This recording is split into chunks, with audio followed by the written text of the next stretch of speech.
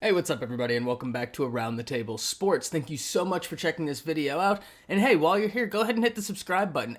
As I'm making this video, we are currently 3 subscribers away from 100. Y'all, that is awesome. Let's push to 100.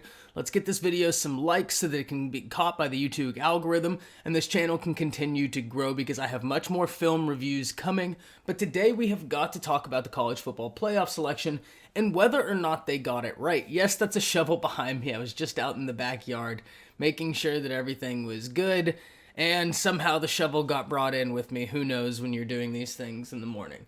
Alright, with all that being said, let's hop straight into the video. So, Sunday was a little bit weird, right? I mean, we kind of all had an understanding of who two of the teams would be, right? In Alabama and Clemson. I don't think anybody in the world was too surprised about that, especially Alabama, going through the SEC undefeated, handling every opponent that came in front of them. Florida really gave them the best game, I think, all year as far as schematically.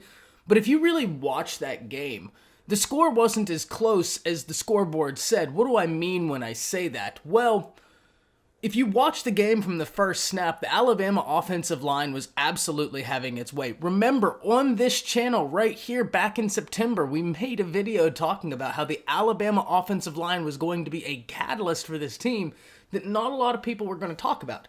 Well, fast forward to Saturday night, and the offensive line for Alabama on run plays were going 3 to 4 yards downfield. Anytime that Alabama offensive line got to fire off of the ball and engage their blocks instead of being in pass protection, which is letting the blockers engage them, they just absolutely dominated. Florida's defensive front is much more built around the pass, and that's why we saw them getting to Mac Jones some, because that's what their defense is built around. But to be honest, I never felt like the game was out of reach for Alabama or even in jeopardy, just because the Florida defensive front could not stop the running game or Najee Harris.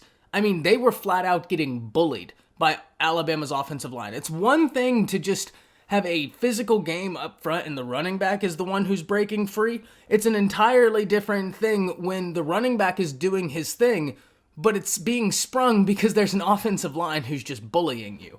So that one right there was really without question. I don't think anybody was too surprised about Clemson winning their ACC championship, getting that redemption game in. And look, to the point of Clemson.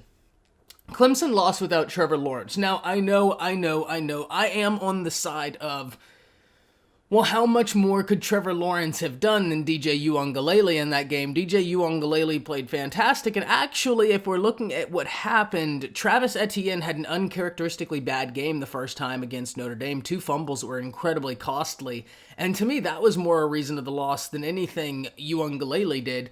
But we absolutely see that Trevor Lawrence just provides an air to this team that Uiagalelei doesn't, and that's no offense on Uiagalelei. It's just the simple fact of one of them has been their leader for 3 years. One of them is the guy that they feel like should be there.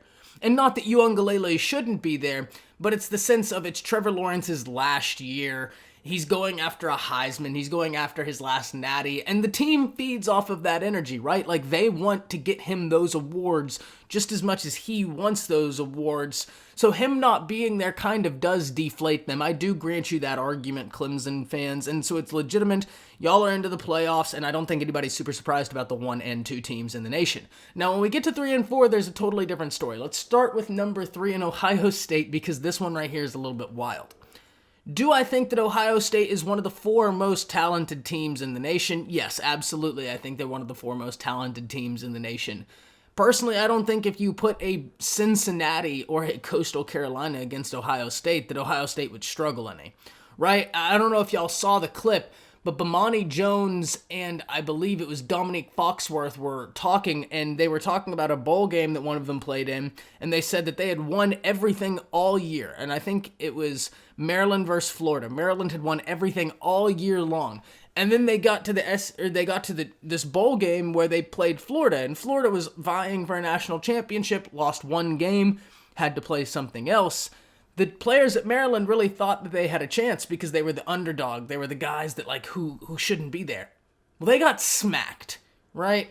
And look, Coastal Carolina and Cincinnati, they're great football teams, but I think Ohio State would smack them both around. I don't think either of them are near physical enough to compete with what Ohio State has up front. I mean, you're talking about the difference between 25 to 35 stars on Ohio State to maybe one at each of those programs, BYU and Coastal Carolina, and any 5-star that's there is probably there as a result of transfer from original program.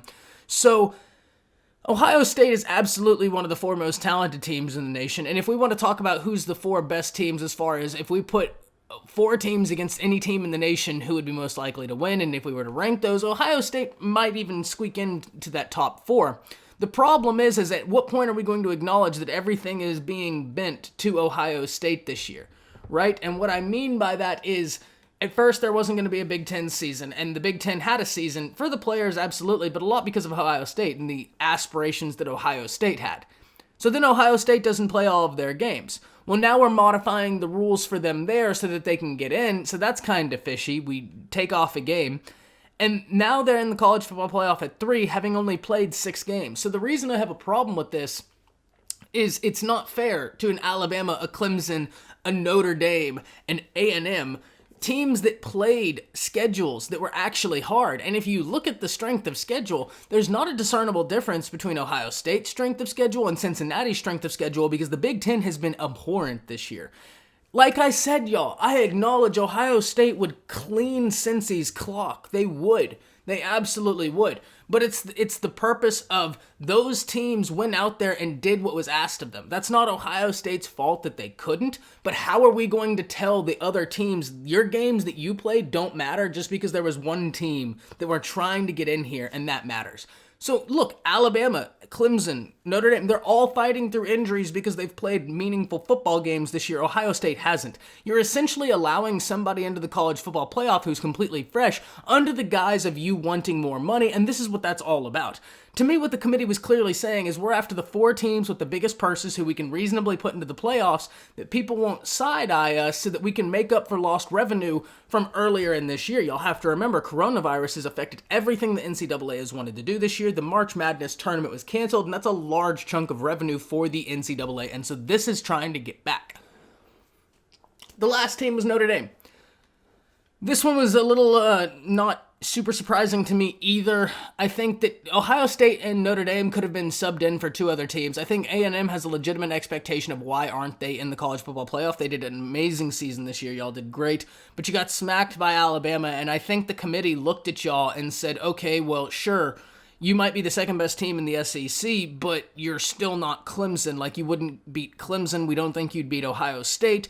And I think that there's a legitimate debate to be had there as to whether or not A&M could beat Ohio State. I don't know that they could, because I don't know that you're going to get enough production out of Kellen Mond, and I think Kellen Mond's a great college quarterback. I don't think that there's anything wrong with him, but it's the purpose of I don't think that you can get Kellen Mond to match Justin Fields' level of production, and I think that the Ohio State defense is there, right? Like, they're not great, but neither is A&M's defense. So that kind of equals out, and at that point, I have to give the nod to the Ohio State offense. So I get where the committee was going. I truly do. But that's our top 4, right? And I think that there are some teams, Cincy, Coastal Carolina, A&M, y'all have some reasonable expectations of disappointment after all of this because you had great seasons and you deserved some sort of recognition. And I think that the only answer is to expand the college football playoff. If the NCAA was really about making money this year, then instead of picking the 4 teams with the biggest coin purses that were the closest to the hunt, what they could have done is expand it to 8 games and take off some regular season games this year, allowing for there to be more meaningful football played, allowing for more TV deals, more sponsorship deals, and more viewership on games that people actually want to see. But that's just my 2 cents.